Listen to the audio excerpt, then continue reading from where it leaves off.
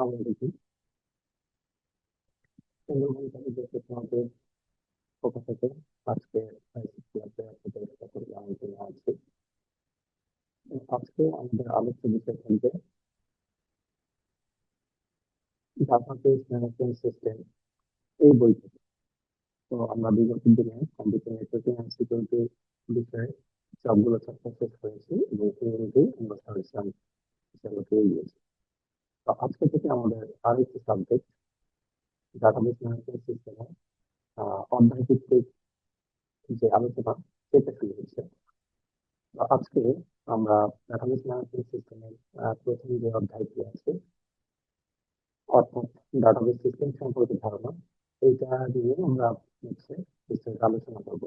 তো দেখেন শুরুতেই এখানে সূচনাতে দেওয়া আছে হচ্ছে ডাটাবেস ম্যানেজমেন্ট সিস্টেম হলো পরস্পর সম্পর্কযুক্ত কতগুলো ডাটা এবং ওই সমস্ত ডাটাতে প্রবেশ করানোর জন্য এক প্রোগ্রাম এর সংগ্রহ বা সমষ্টি। অর্থাৎ কি বলছে, ডাটাবেস ম্যানেজমেন্ট সিস্টেম হচ্ছে কতগুলো কি হয় ডাটা এবং তারা কি হচ্ছে একে অপরের পরস্পরের সাথে সম্পর্কিত। সেই ক্ষেত্রে ডাটা সংগ্রহ বা সমষ্টিকে বলা হচ্ছে ডাটাবেস। এই ডাটাগুলোকে, এই যে সম্পর্কযুক্ত ডাটাগুলোকে, যতগুলো ডাটা আছে এইগুলাকে এক জায়গায় সংরক্ষিত করাই হচ্ছে ডাটাবেস। তো এই চ্যাপ্টারটা মূলত এই ডাটাবেস নিয়ে আলোচনা করা হয়েছে।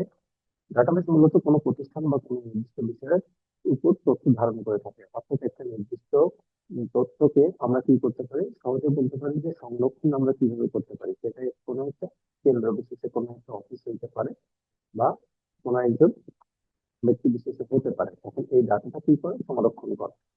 তো এখানে বলছে ডাটাবেস ম্যানেজমেন্ট সিস্টেমকে সংক্ষেপে ডিবিএমএস বলা হয়, অর্থাৎ ডাটাবেস ম্যানেজমেন্ট সিস্টেম, এটাকে সংক্ষেপে ডিবিএমএস বলা হয়।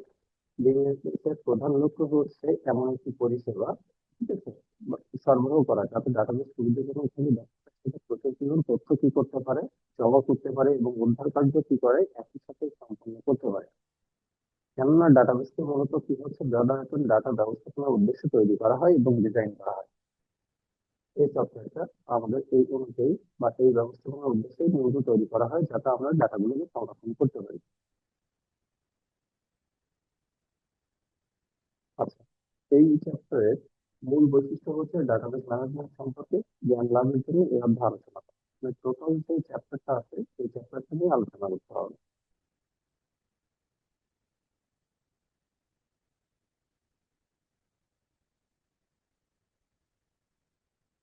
এবার আসুন আমরা ভূমিকা থেকে নিচের দিকে আসি। এখানে বলছে ডাটাবেস ম্যানেজমেন্ট সিস্টেম সংজ্ঞা কি। আচ্ছা, আমরা কাকে ডাটাবেস বলবো?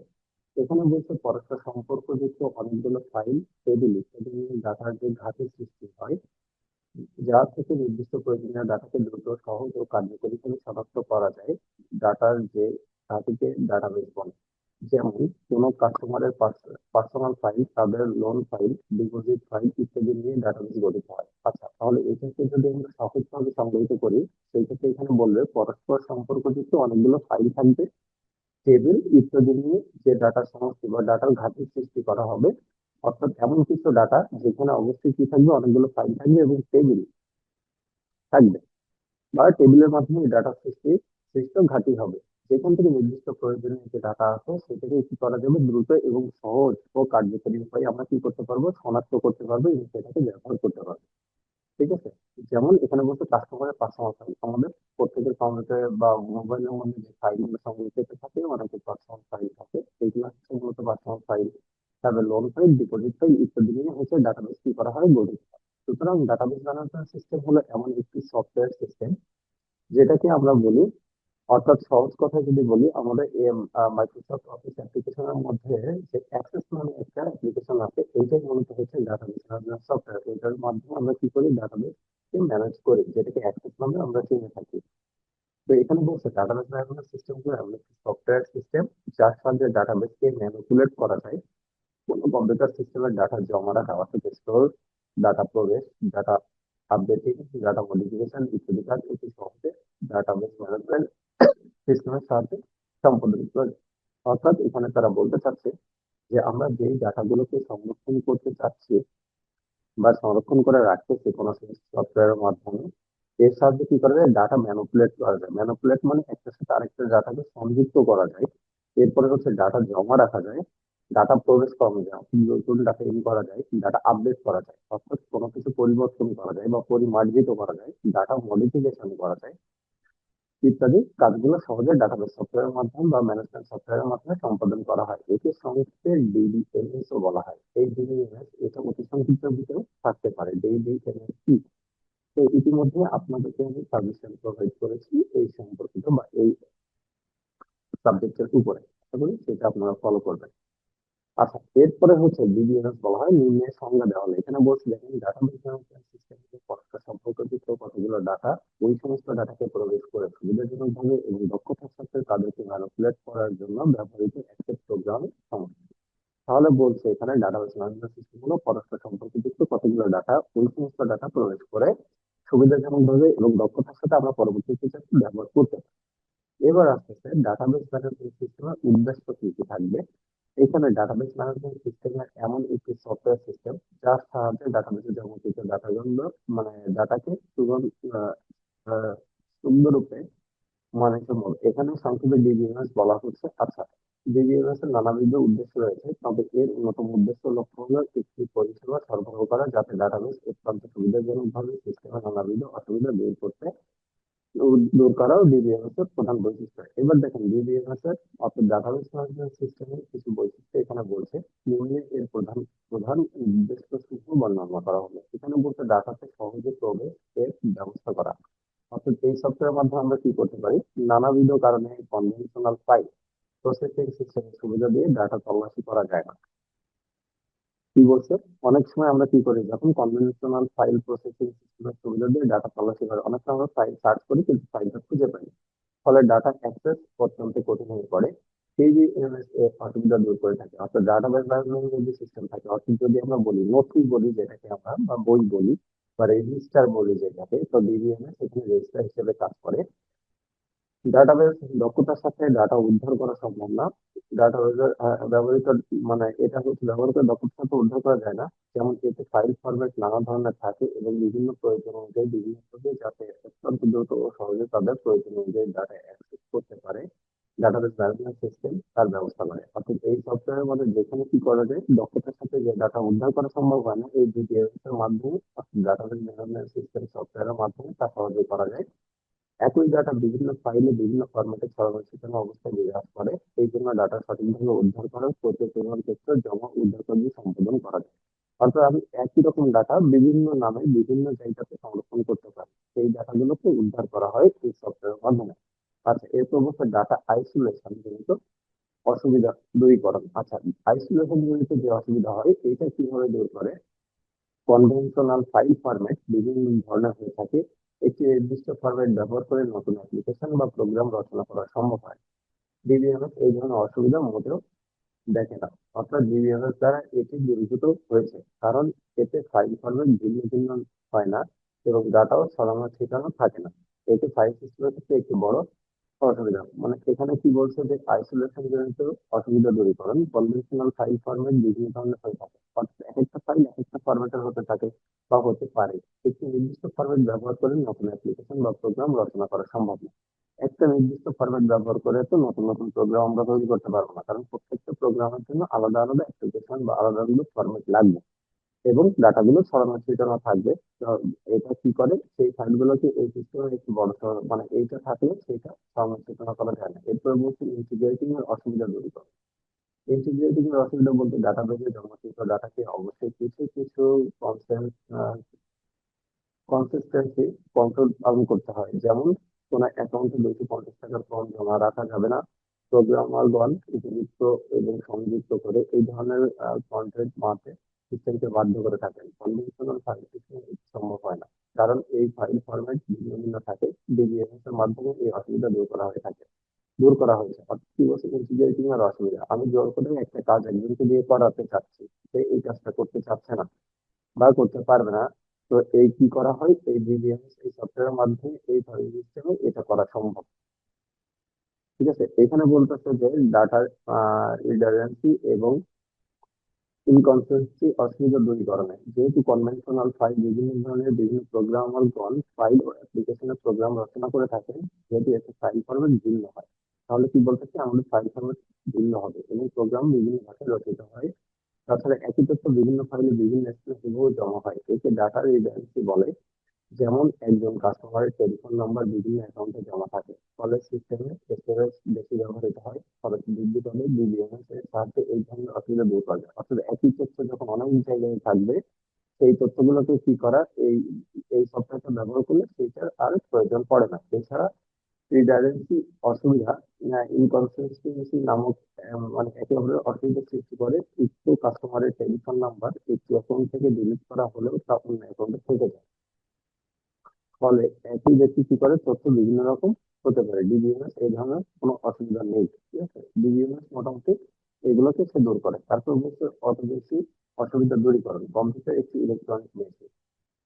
তারপরে বলছে এটি অন্য মেকানিক্যাল ও ইলেকট্রিক্যাল মেশিনের মতো যে কোনো সময় কার্যকারিতা হারিয়ে ফেলতে পারে। যেহেতু এটা একটি ইলেকট্রনিক ডিভাইস, তাহলে কি হয়, এটা যে কোনো সময় নষ্ট হয়ে যেতে পারে বা সমস্যা দেখা দিতে পারে। কিন্তু এতে জমাকৃত ডাটা অত্যন্ত মূল্যবান। অর্থাৎ কম্পিউটারের মধ্যে আমরা যে ডাটাগুলো রাখি, এগুলো কিন্তু আসলে অনেক মূল্যবান হয়ে থাকে এবং আমাদের প্রয়োজনীয় ডাটা হয়ে থাকে। এই জন্য কার্যকারিতা হারানোর পূর্ব মুহূর্ত পর্যন্ত ডাটা ব্যাকআপ রিকভারি এর ব্যবস্থা থাকা আবশ্যক। অর্থাৎ এই যে সফটওয়্যারটা ব্যবহার করবো, অর্থাৎ ডাটাবেস ম্যানেজমেন্ট সিস্টেম যে সফটওয়্যারটা ব্যবহার করবো, এটাতে ব্যাকআপ এবং রিকভারি থাকা অবশ্যই আবশ্যক। বিশেষ করে যখন ডাটা ট্রানজেকশন সংঘটিত হয়, অর্থাৎ টাকা পয়সা লেনদেন হয়, তখন ব্যর্থতার পূর্ব মুহূর্তে ট্রানজেকশন সম্পন্ন হয়েছে কিনা তা নিশ্চিত করতে হবে। অর্থাৎ ট্রানজেকশন অটোমেট হতে হবে।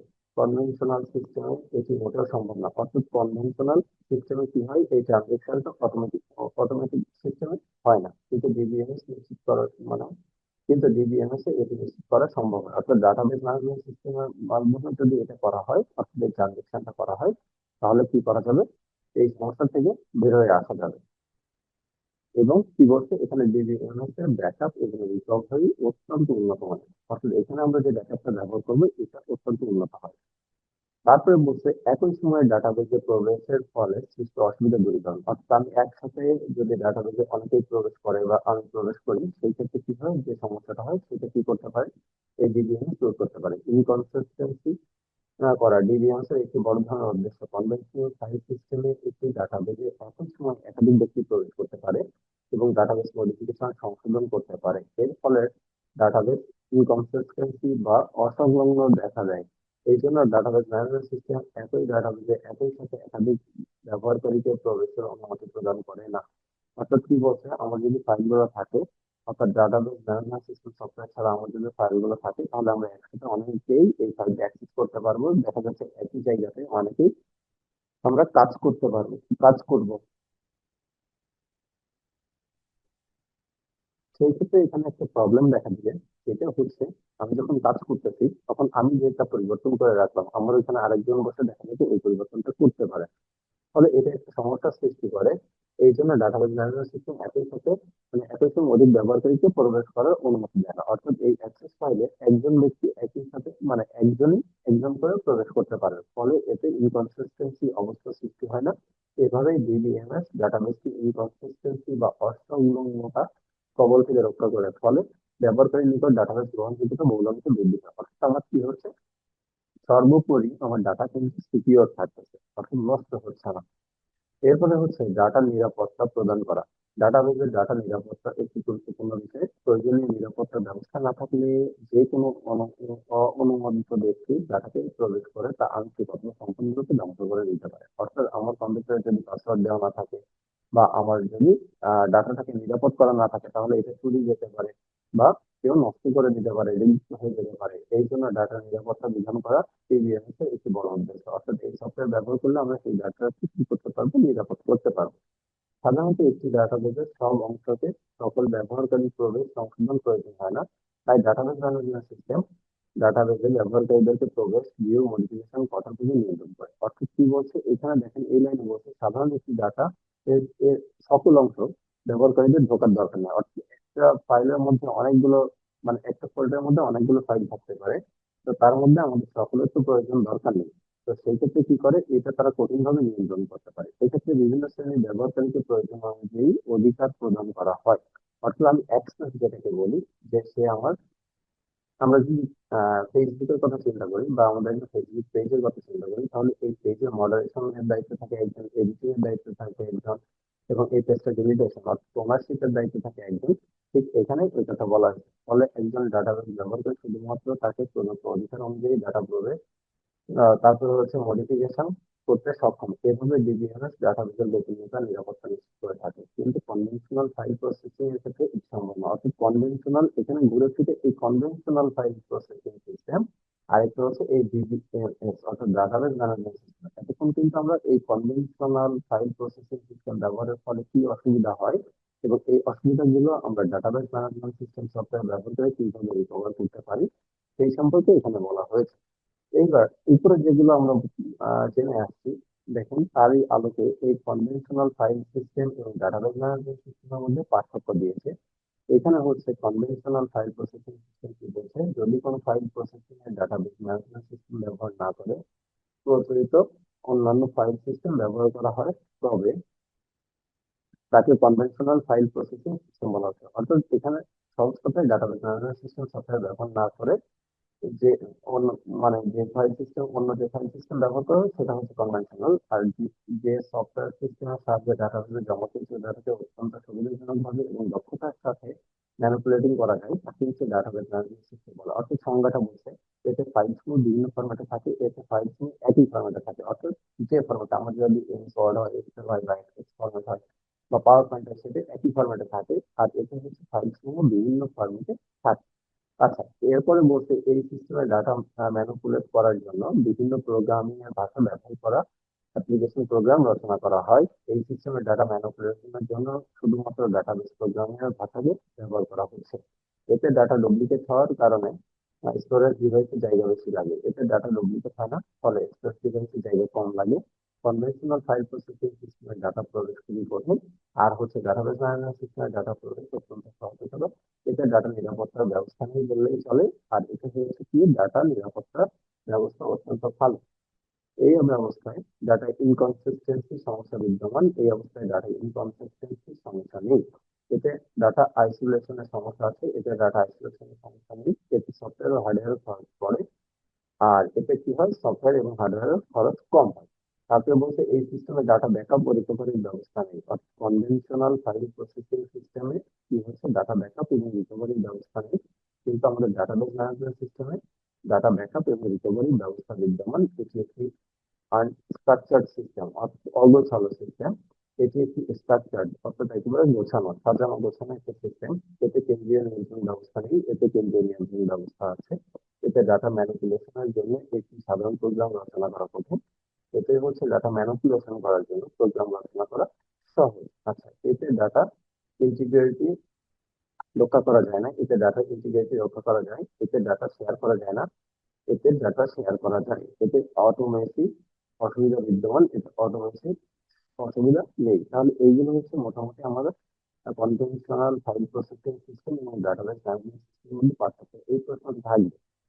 এরপরে হচ্ছে ডাটাবেস ম্যানেজমেন্ট সিস্টেমের সুবিধা অসুবিধা। এখানে বলছে ডিবিএমএস কনভেনশনাল ফাইল প্রসেসিং সিস্টেমের তুলনায় বহু সুবিধা ও কিছু অসুবিধা রয়েছে। এমনি সুবিধা ও অসুবিধাগুলো উল্লেখ করা হবে। তাহলে কিসের সাথে ডিবিএমএস এর কনভেনশনাল ফাইল প্রসেসিং সিস্টেমের তুলনায়? তাহলে এই ফাইল সিস্টেমের তুলনায় কি আছে, বহু সুবিধা আছে, অর্থাৎ সুবিধাগুলো অনেক বেশি এবং কিছু সংখ্যক অসুবিধা আছে। সেটা আমরা এবার একটু আলোচনা করি। এখানে দেখেন আমরা উপরে যা বলে আসছি সবগুলোর সেমই পাবো। ডাটাবেস ম্যানেজমেন্ট সিস্টেম ডাটা প্রবেশ অত্যন্ত সহজ, এটা একটা সুবিধা। এটা ডাটা ডুপ্লিকেট হয় না, ফলে স্টোরেজ ডিভাইসে জায়গা কম লাগে, এটা সুবিধা। অর্থাৎ পার্থক্যের ভিতর থেকে সেগুলো নিয়ে আসছে। ডিবিএমএস এর ডাটা নিরাপত্তা খুব বেশি, এতে অটোমেটিক অসুবিধা নেই। তারপরে ডিবিএমএস এর অত্যন্ত শক্তিশালী ব্যাকআপ রিকভারি সিস্টেম আছে, যার ফলে সিস্টেম বিশ্বস্ততা বেড়ে যায়। এটি একটি স্ট্রাকচার সিস্টেম, এতে ডাটা আইসোলেশনের সমস্যা নেই। ডিবিএমএস এর ক্ষেত্রে ডাটা ইনকনসিস্টেন্সি বিরাজ করে না।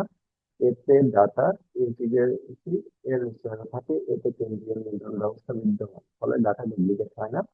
তারপর বলছে এতে ডাটা অনুসন্ধান করা সহজ, এতে ডাটা আপডেট করা সহজ, এতে ডাটা ম্যানিপুলেশন সহজ, এতে বিভিন্ন ফাইল ফরম্যাট থাকে না, এতে অ্যাপ্লিকেশন প্রোগ্রাম রচনা করা সহজ। ঘুরে ফিরে কিন্তু একই বিষয়গুলো চলে আসে। এরপরে অসুবিধার মধ্যে কি আছে, অর্থাৎ ডাটাবেস ম্যানেজমেন্ট সিস্টেমে কি কি অসুবিধা আছে? এখানে বলছে ডাটাবেস ম্যানেজমেন্ট সিস্টেম সম্পূর্ণরূপে কেন্দ্রীয় নিয়ন্ত্রণের ক্ষেত্রে কখনো কখনো বেশি অসুবিধার সৃষ্টি করে। আচ্ছা ঠিক আছে, ডাটাবেস ম্যানেজমেন্ট সিস্টেম সম্পূর্ণরূপে কেন্দ্রীয় নিয়ন্ত্রণ, অর্থাৎ একটা কেন্দ্রকে নিয়ন্ত্রণ করার ক্ষেত্রে মাঝে মাঝে একটু সমস্যা দেখা দিতে পারে। এতে ব্যবহৃত হার্ডওয়্যার সফটওয়্যারের দাম বেশি পড়ে, ডাটা স্থানান্তরের ক্ষেত্রে খরচ বেশি হয়। অর্থাৎ আমরা এই সফটওয়্যারটা ব্যবহার করার ফলে সফটওয়্যারটা ব্যবহার করার জন্য এর জন্য হার্ডওয়্যার এবং সফটওয়্যার প্রয়োজন, সেটার দাম বেশি পড়ে এবং ডাটা স্থানান্তরের ক্ষেত্রে খরচ বেশি হয়। তারপর বলছে ডিবিএমএস এর ক্ষেত্রে ব্যাকআপ রিকভারি ব্যবস্থা আছে, কিন্তু এই ব্যাকআপ ও রিকভারির জন্য সিস্টেমের জটিলতা বৃদ্ধি পায়।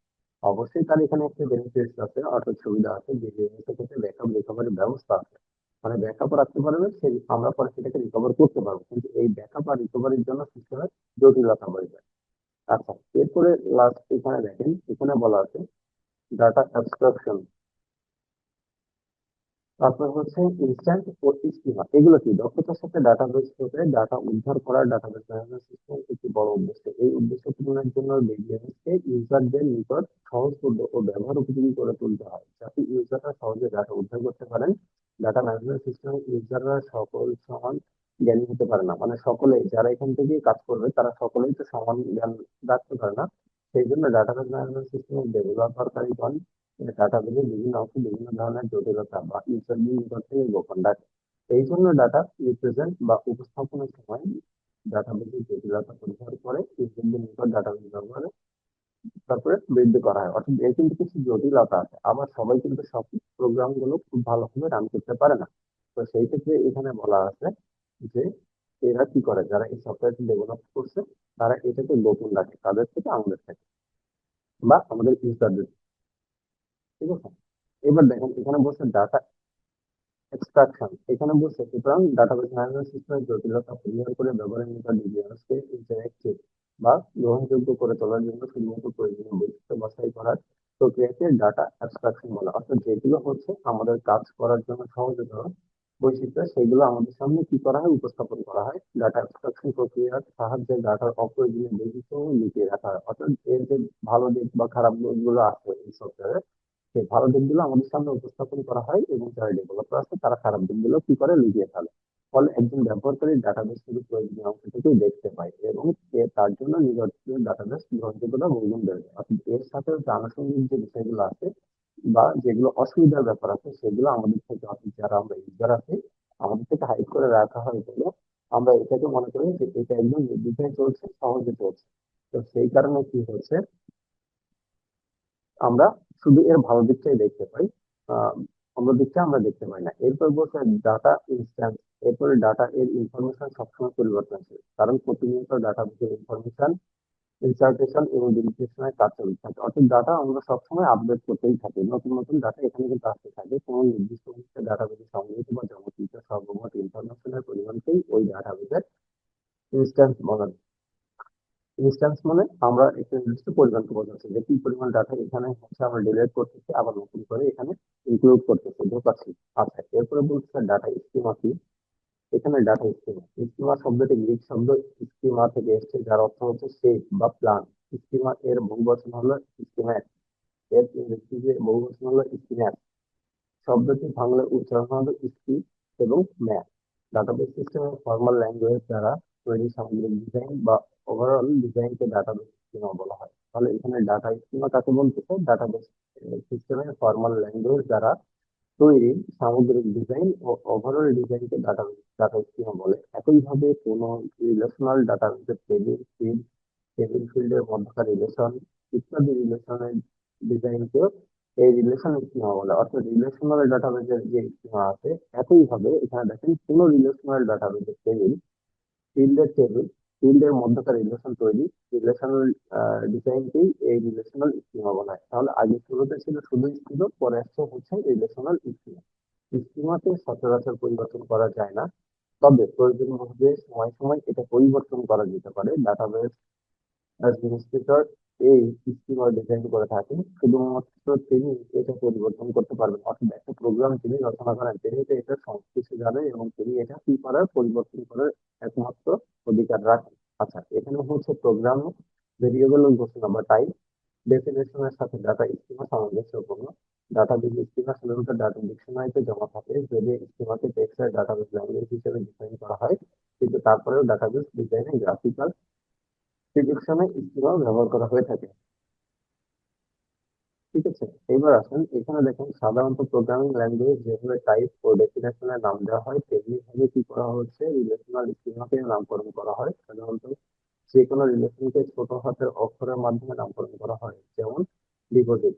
আবার রিলেশনাল স্কিমার ক্ষেত্রে প্রতিটি বড় হাতের অক্ষরের মধ্যে নামকরণ করা হয়, যেমন ডিপোজিট স্কিমা। আচ্ছা, এরপরে বলছি স্কিমার কিছু প্রকারভেদ আছে। এখানে লাস্টে একদম 1.6 এর মধ্যে আসছে স্কিমার প্রকারভেদ। ডাটাবেস ম্যানেজমেন্ট সিস্টেমে ফর্মাল ল্যাঙ্গুয়েজ দ্বারা তৈরি সামগ্রিক ডিজাইন ও ওভারঅল ডিজাইনকে ডাটা স্কিমা বলে। একইভাবে কোনো রিলেশনাল ডাটার টেবিল, ফিল্ড ও এর মধ্যকার রিলেশন ইত্যাদি রিলেশনাল ডিজাইনকে ওই রিলেশনাল স্কিমা বলে। এবার প্রকারভেদ দেখেন, ডাটাবেস ম্যানেজমেন্ট সিস্টেমে বিভিন্ন ধরনের স্কিমা ব্যবহৃত। এসব স্কিমাকে কি বলা হচ্ছে, অ্যাবস্ট্রাকশনের লেভেল অনুযায়ী চারটি ভাগে ভাগ করা হচ্ছে। একটা হচ্ছে conceptual schema, logical schema, physical schema, আর হচ্ছে স্কিমা অবজেক্ট। টোটাল এই চারটা স্কিমাকে আমরা ভাগ করতে পারি, মানে লেভেল অনুযায়ী চারটাতে ভাগ করা হচ্ছে।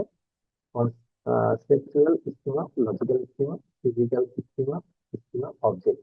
এবার আসেন ডাটা টাইপ এর সম্পর্কে। ডাটা টাইপ সম্পর্কে ধারণা। এখানে বলতেছে যখন কম্পিউটার প্রোগ্রাম কোনো ভেরিয়েবলের ডাটা স্টোর করে তখন প্রত্যেকটি ভেরিয়েবলের ডাটা টাইপ উল্লেখ করে দিতে হবে। ডাটা টাইপ বলতে সাধারণত ডাটা কোন ধরনের সেই বিষয়টা বোঝানো হয়।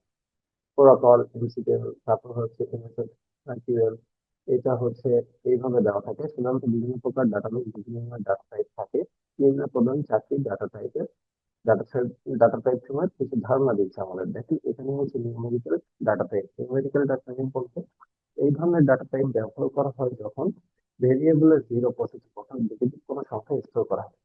তাহলে এখানে কি বলতেছে, নিউমেরিক্যাল ডাটা টাইপের কাজ কি, এই ডাটা টাইপ সাধারণত ব্যবহার করে কখন, যখন কোনো ভেরিয়েবলের জিরো এবং ওয়ান নিয়ে জিরো এবং পজিটিভ বা নেগেটিভ সংখ্যাকে স্টোর করা হয়। অর্থাৎ নিউমেরিক্যাল ডাটা টাইপ সম্বন্ধে কয়েকটি উদাহরণ নিন। এখানে দেখেন নাম্বার, পি, কমা দিয়ে এস দিয়েছে, অর্থাৎ ফ্লোটিং পয়েন্ট নাম্বার, এরপর শুধু নাম্বার অর্থাৎ পি, তারপর হচ্ছে ফিক্সড পয়েন্ট নাম্বার। তাহলে পিএস হচ্ছে ফ্লোটিং পয়েন্ট নাম্বার আমরা বলছো, আর হচ্ছে শুধু যদি পি দেওয়া থাকে তাহলে ফিক্সড পয়েন্ট নাম্বার বোঝায়। এরপরে 2 নম্বরে আসতেছে আহ ক্যারেক্টারিস্টিক বা ডাটা টাইপ। ইংরেজি ক্যারেক্টারের এক বা একাধিক সমন্বয় স্টোর করার জন্য এই ডাটা টাইপ ব্যবহার করা হচ্ছে। এরপর হচ্ছে সিএইচএআর ফাইল, এখানে ফিক্সড লেন্থ ক্যারেক্টার। তারপর হচ্ছে ভার্সিয়েট টু, এখানে হচ্ছে ভেরিয়েবল লেন্থ ক্যারেক্টার। অর্থাৎ একটা হচ্ছে ফিক্সড, যে জায়গাটার মধ্যে ধরাতে হবে লেখা থাকে সেটা ফিক্সড থাকে। আরেকটা হচ্ছে আমাদের ভেরিয়েবল লেন্থ ক্যারেক্টার, অর্থাৎ ক্যারেক্টার যত বেশি হবে এখান থেকে লেন্থটা বাড়তে থাকে। এরপর হচ্ছে ডেট, তারপর হচ্ছে ডেট ডাটা টাইপ। এই ডাটা টাইপ ব্যবহার করা হয় ডেট টাইম স্টোর করার জন্য, অর্থাৎ ডাটা ফরম্যাট, অর্থাৎ ডিবি এর অর্থাৎ ডেট, মান্থ আর হচ্ছে ইয়ার। তাহলে ডেট ডাটা টাইপ হচ্ছে এই কাজ করে এবং এর ফরম্যাটটা হচ্ছে এইটা। এরপরে হচ্ছে বাইনারি ডাটা টাইপ, জিরো অথবা অন স্টোর করার জন্য এই ডাটা টাইপ ব্যবহার করা হয়। র, অর্থাৎ ম্যাক্স এর 255 বাইট। ঠিক আছে, এটা হচ্ছে ম্যাক্সিমাম ম্যাক্সিমাম লেন্থ হবে 255 বাইট। আর হচ্ছে লং র হবে, মানে লং রেঞ্জ এর ক্ষেত্রে maximum length up to 2 GB, এখানে সর্বোচ্চ হতে পারে মানে 2 জিবির উপরে। ঠিক আছে, আর এখানে র হচ্ছে, শুধু র হচ্ছে 255 বাইট। তো আমাদের টোটালি এই চ্যাপ্টারের মধ্যে জাস্ট এই বিষয়গুলো বলা ছিল। তো আমি আরো একবারও রিপিট করে দিচ্ছি যে এই চ্যাপ্টারটার মধ্যে আমরা কি কি পেলাম। ঠিক আছে, ফাইনালি আমি আরেকবার রিপিট করে দিচ্ছি যে এখানে আছে কি। দেখেন এই চ্যাপ্টারে আছে মূলত হচ্ছে ডাটাবেস ম্যানেজমেন্ট সিস্টেম সম্পর্কে সংজ্ঞা দিয়েছে বা ডাটাবেস ম্যানেজমেন্ট সিস্টেমটা কি, তারপর হচ্ছে এর উদ্দেশ্য কি, মানে এই যে সফটওয়্যারটা ব্যবহার করা হয়েছে এই সফটওয়্যারের উদ্দেশ্যটা কি আছে এইটা বলা হচ্ছে। এরপরে একই সাথে বলছে যে কনভেনশনাল ফাইল সিস্টেম ব্যবহার করলে কি হবে, আর হচ্ছে ডাটাবেস ম্যানেজমেন্ট সিস্টেম ব্যবহার করলে কি হবে, এই দুইটার মধ্যে পার্থক্য কি আছে, মেজর পার্থক্য কি আছে সেইটা এখানে আলোচনা করা হয়েছে। তারপরে আসতেছে যে ডাটাবেস ম্যানেজমেন্ট সিস্টেমের সুবিধা অসুবিধা কি। ডাটাবেস ম্যানেজমেন্ট সিস্টেমের সুবিধা অসুবিধা, অর্থাৎ কনভেনশনাল ফাইল প্রসেসিং সিস্টেমের তুলনায় আমাদের এই ডাটাবেস ম্যানেজমেন্ট সিস্টেম কি কি সুবিধা এবং অসুবিধা আছে। এরপর হচ্ছে ডাটা অ্যাবস্ট্রাকশন, ইনস্ট্যান্স ও স্কিমা, এগুলো বোঝানো হয়েছে। লাস্টে আসতেছে একদম শেষ পর্যায়ে চলে আসতেছে যখন যে স্কিমার প্রকারভেদ, অর্থাৎ স্কিমা গুলো কয় প্রকার, তারপর হচ্ছে ডাটা টাইপ সম্পর্কে ধারণা এবং কি কি ধরনের ডাটা টাইপ আছে এই সম্পর্কে এই চ্যাপ্টারে পূর্ণাঙ্গভাবে আলোচনা করা হলো। এটা হচ্ছে আমাদের ডাটাবেস ম্যানেজমেন্ট সিস্টেমের প্রথম অধ্যায়। আজকে আমরা শেষ করে নিলাম ডিটেলসটা। এবং ইতিমধ্যে আপনাদের গ্রুপের মধ্যে ডাটাবেস ম্যানেজমেন্ট সিস্টেম এই প্রথম চ্যাপ্টারের পিডিএফটা দেওয়া হয়েছে, আপনারা ওখান থেকে সংগ্রহ করে নেবেন এবং ওখান থেকে পড়ে নেবেন। ঠিক আছে? তো সবাইকে অসংখ্য ধন্যবাদ। আজকে ক্লাসে এই পর্যন্তই। আগামী ক্লাসে আবারও দেখা হচ্ছে আপনাদের